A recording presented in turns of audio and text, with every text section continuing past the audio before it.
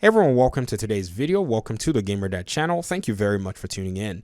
So today I'm going to go ahead and share some heartfelt lessons that I've learned from playing Elden Ring, and not just necessarily that, but defeating one of the most intimidating and horrendous bosses I have ever dealt with in my entire time gaming.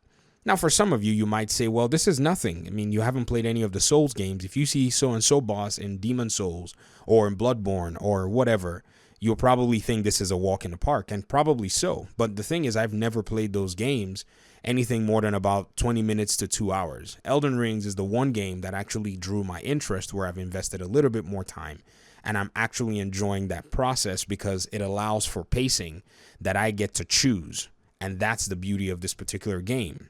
Now, in dealing with the Tree Sentinel, it's been made very clear that you really have to breathe, be patient, and take your time in playing this game.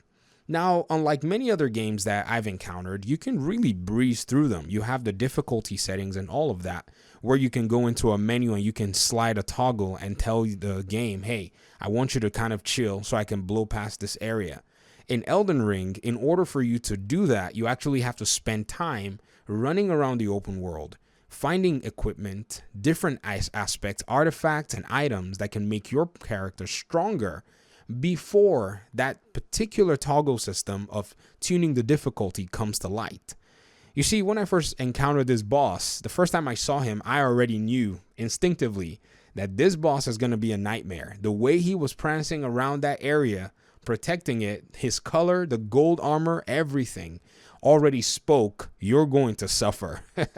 And so I avoided him just naturally. I found my way to the church, eventually started moving across the world, and it was really nice. But I could not help it that this particular boss was basically sitting in a very vital area for me, which is kind of the very first place you come out to in the open world and kind of, look through the horizon.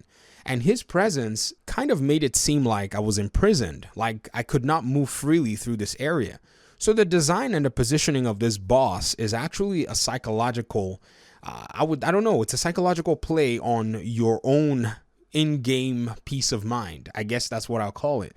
Because, I can see this guy just moving all over the place. So I say, you know what? What are you doing here? And I went after him on a challenge. And boy, did he school me. Taught me that there is what I call the whooping stick. And he beat me on the head with it until I ran around the world even further, exploring areas that I knew I definitely was not supposed to be, looking for all kinds of interesting ways to probably come back and pummel this guy. Now, you know what's even crazy? One of the main items that I actually used to defeat this guy, I don't even remember where I found it or where I got it from. And that's the spirit summons for the old dead guys. I don't know what you even call them. And you can summon them and they can basically go after your enemies and start to deal damage to them. But I was so knee deep into exploration. I got so much awesome stuff. And by the time I was looking through my menu, I was like, oh my gosh, I got an extra spirit summon.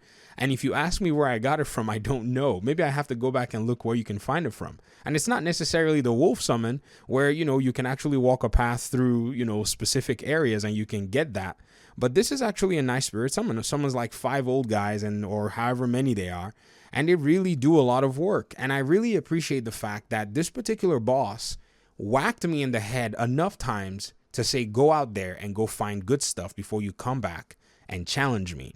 And I think this game is instinctively making you do that and have the best time doing it, because again, the process of going out in the open world is not necessarily the most glamorous. Sometimes it's easy. You can run to a place and pick up an awesome item. You can run through a cave or a catacomb and get something that's really cool.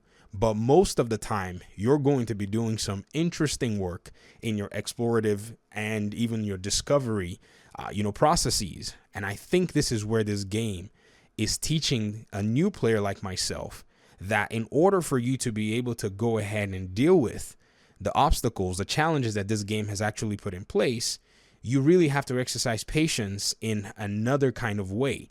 And if you think about, say, how many of us had encountered the first Souls games that we played that made us think we're never playing Souls games in our lives, it was really interesting or weird. Like for me, Bloodborne, I could not get out of that little lab because you had to punch your way out of it. You had to fight this big bad wolf and you didn't have any weapons. And to me, I just thought to myself, how am I supposed to defeat this creature when I do not have anything to fight them with? And I went ahead and deleted the game from my system. But Elden Ring does not give you that option so easily. It actually says if you cannot do this, then go fight some tiny minions that will probably give you some items that can help you with bigger boss encounters.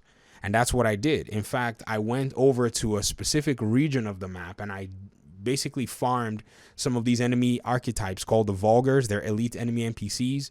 And I stealthed my whole way through them. And I basically had to sneak up on them and dish one critical hit and then fight them off before I could, basically farm the runes that they had, use those runes to level up. And fortunately, I got some of their gear and I got even some of their weapons as well.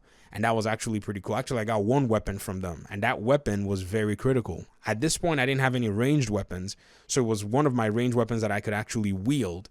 And in wielding that weapon, even though it didn't do a lot of damage to the Tree Sentinel, it apparently did just enough damage over time with patience, chipping him out little by little for me to finally take him down. This is a very critical lesson that I've learned, and I think this game is going to continue to push this particular system, this particular process where you go around, you get stronger, come back, size up against the boss, and if he's taking you down, go back again, do your homework, and then come back and see if you can actually pass this big test. Ladies and gentlemen, Elden Ring is school and class is in session.